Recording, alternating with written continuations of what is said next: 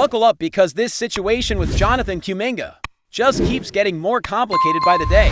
We've officially wrapped up Summer League, and instead of having answers, we're left with even more questions about his future with the Golden State Warriors. There was so much buzz that Vegas was going to be the place where things would finally start to take shape. Meetings were scheduled, talks were planned, but here we are, and there's still no resolution in sight. Now, what we do know is this: Kuminga did have meetings during his time in Las Vegas, and one of those was reportedly with the Chicago Bulls. There's been plenty of smoke around him wanting out of Golden State, and now we've got the fire. Multiple sources are reporting that Kuminga straight up does not want to return to the Warriors. And honestly, when you look at everything that's gone down, the lack of trust from the coaching staff, the inconsistent playing time, that odd fit with the current roster, it's not really a shocker anymore. The tension's been building for a while now. Let's rewind a bit. The Warriors had high hopes for Kuminga. We all did. A young, athletic wing with tons of upside, explosive finishing ability, strong frame,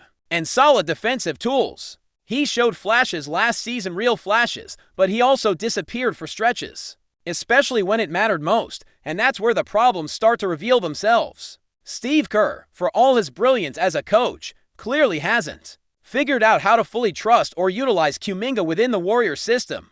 Add in the arrival of veterans and the need to maximize whatever time is left with Steph Curry and Draymond Green at the core, and it's clear Kuminga has felt like the odd man out. Here's where things really get interesting. According to the latest reports, Kuminga is seeking a new contract that would pay him in the range of $30 million per year. Yeah, you heard that right, $30 million. That's a huge number, especially for a player whose career averages are around 15 points and 4.5 rebounds, shooting about 45% from the field. Those are solid numbers, sure, but are they $30 million a year numbers? That's the big question. To give you some context, we're talking about money in the same realm as players who are already consistent second or third options on playoff teams, guys who are delivering night in and night out, and usually logging big-time minutes in the postseason. Now, here's where the negotiation breakdown starts to make more sense. The Warriors, from everything that's been coming out, are not on board with that $30 million price tag. Their offer is reportedly somewhere in the $20 million per year range. Still significant money, but a clear gap from what Kuminga believes he's worth. So why is this dragging out? Well, it comes down to how the NBA's trade rules work, especially around sign-and-trade deals. If the Warriors were to re-sign Kuminga at $20 million per year and tried to trade him immediately, they'd only be able to bring back $10 million in salary. That's a huge limitation, but after December, those rules change, and Golden State could then trade him for a player making around the same amount as his full deal, making any trade more flexible and potentially more beneficial for the franchise. That's why this situation is in a bit of a holding pattern. The Warriors are playing the long game here. They want to wait until that December window opens up, when they can execute a proper sign and trade and actually get value in return. And yes, there's still the chance he could play out this season with the Warriors, especially if no deal materializes in the coming months. But from all indications, Kuminga's camp is not keen on that option. They're pushing hard for a clean break. Now, let's talk possible trade partners.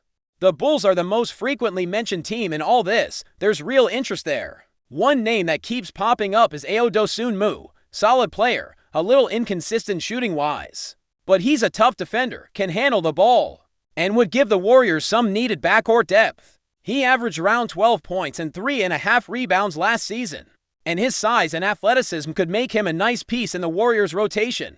Dosunmu is still on a relatively cheap deal, $7 million for the final year of his current contract, which makes the money math a bit tricky. But with the right additions, maybe a pick, maybe another young player like Julian Phillips, the numbers could work. Another name that was floating around was Josh Giddey, but that's looking less likely. The Bulls reportedly aren't willing to move him, and he's still a restricted free agent at the moment. Giddey's a taller, more versatile playmaker, and from a pure basketball perspective, he might actually be a better fit with Golden State's style, but that deal doesn't seem to be on the table anymore, at least not right now. One wild card option still in play is for Kuminga to bet on himself. He could accept his qualifying offer of about $7.9 million for the season, play out the year with the Warriors, and become an unrestricted free agent next summer. It's risky, no doubt, especially if he gets hurt or doesn't get the minutes he needs to showcase his game, but if he truly believes in his ability to become a star, it might be the path that sets him up for the biggest payday down the line. There's also the idea of a shorter-term deal, something like a 2-year contract with a player option in year 3. That would keep Kuminga's timeline somewhat aligned with the contracts of Draymond Green, Jimmy Butler, and Steph Curry, allowing him to either grow into a larger role or walk away once those veterans start aging out. But again, the main issue is not about the years or the structure, it's about the money. Kuminga wants to be paid like a cornerstone, and the Warriors aren't ready to commit that kind of cash. Meanwhile, on the court, Summer League wrapped up with the Warriors beating the Cavaliers 82-71 in their final game, finishing the stretch with 3 wins and 2 losses. Not bad. Not amazing, but enough to give the coaching staff some material to review. And while Summer League isn't exactly the best predictor of regular season success, it did give us some insight into the development of the young core. Kuminga, of course, wasn't part of that, which only adds to the drama. He wasn't out there proving his value. He was in Vegas talking to teams, plotting his next move. There's definitely a sense of unease around the Warriors right now. This is not the offseason they were hoping for, with limited free agent options left on the market, especially after Chris Paul signed with the Clippers. The team's margin for error is razor thin. They're trying to keep their championship window open while also managing this transition to a younger core. It's not easy, and the Kuminga situation is emblematic of the tightrope they're walking. So where does that leave us now? Honestly, in a bit of a stalemate. Kuminga wants out. The Warriors want to move him, but only on their terms. The market for him isn't exactly exploding, especially at the salary he's demanding. And until we get closer to that December window, don't expect much to change. We're officially in the dog days of the NBA offseason, and unless some surprise team steps up with an offer that checks all the boxes, this might drag on a while longer. But one thing's for sure, this story is far from over. There's still plenty that could shift in the next few weeks, whether it's new trade rumors, revised offers, or a sudden change of heart. Until then, we'll just have to wait and watch it unfold. And listen, this isn't just about Jonathan Kuminga and the Warriors. This situation touches on a bigger question that every NBA team has to wrestle with at some point. How do you balance developing young talent with competing for a championship right now? The Warriors are in that awkward in-between space. They've still got the heart of a dynasty in Steph Curry, Draymond Green, and Klay Thompson, even though Klay just left, but the clock is ticking. You've only got so many years left of prime Steph. You can't waste that trying to figure out if a guy like Kuminga is going to put it all together or not. At the same time, it's not like the Warriors have this endless pipeline of young stars waiting in the wings. Moses Moody is still developing. Brandon Pajimski showed flashes in Summer League, but he's not ready to be a 20-point night guy. Trace Jackson-Davis is intriguing, but again, we're talking about pieces, not finished products. That's why losing a guy like Kuminga, if it happens, is not just about him personally. It's about what this franchise becomes after the Curry era. They tried to have it both ways, holding onto their veterans while drafting high-upside kids like Wiseman, Moody, and Kuminga. But here we are, and that plan hasn't exactly gone as scripted. Now, let's not act like Kuminga hasn't had his chances. He's had moments. He's had stretches where he's looked like the guy everyone thought he could be coming out of the draft, but he's also had plenty of nights where he disappeared, didn't defend, didn't hit shots, and looked completely out of sync with the Warriors' movement-heavy offense. It's a tough system to master, especially for young guys who are used to being ball-dominant. Golden State's system demands high IQ, constant motion, and quick decision-making. Kuminga's still working on all of that. Before we continue, make sure to leave a like and subscribe to the channel so you won't miss any exclusive Dubs updates. Let's keep going. Whispers are starting to ripple through the basketball world as rumors swirl around a potential blockbuster signing that could shake up the NBA landscape.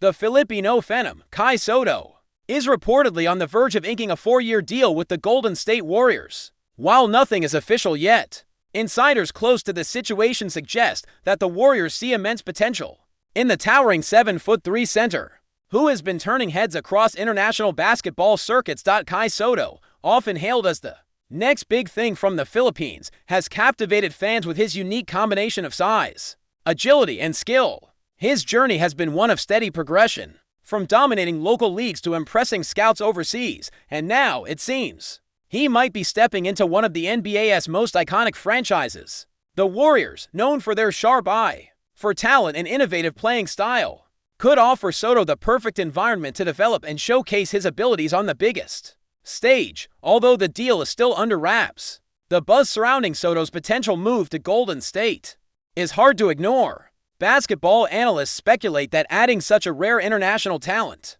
would not only bolster the Warriors' front court, but also expand their global appeal, especially in Southeast Asia, where Sotto's popularity continues to soar. The prospect of a homegrown hero from the Philippines making waves in the NBA sparks excitement far beyond the usual fan base. There are, of course, many questions about how Sotto's game will translate to the fast-paced, physical demands of the NBA. Will his skills as a rim protector and rim runner fit seamlessly into the Warriors' perimeter-heavy offense? Can he adapt quickly enough to contribute meaningfully while still developing under the intense pressure of the league? The Warriors' coaching staff, known for nurturing young talent, might hold the key to unlocking Sotto's full potential. As this rumor gains traction, speculation grows about how this signing could influence the Warriors' roster construction and salary cap. Could the team be preparing for a fresh rebuilding phase, blending their veteran stars with young, promising talents like Sotto? Or is this move a strategic gamble aimed at adding a unique dimension to their championship aspiration? Whatever the outcome, the mere possibility of Sotto joining the Golden State Warriors sparks a thrilling narrative of international talent crossing into the NBA spotlight. Fans, scouts, and basketball enthusiasts worldwide are watching closely, eager to see if this Filipino giant will soon don the Warriors' iconic blue and gold, bringing new energy and excitement to one of basketball's most storied franchises. Stay tuned. This could be the start of an electrifying new chapter in both Sotto's career and the NBA itself. Stay updated exclusively with the latest Dub Nation news. Subscribe to our channel and hit the like button to keep getting daily updates on the Warriors. Don't forget to share your thoughts in the comments. Your input is essential for the Dubs community. Stay tuned for the next video.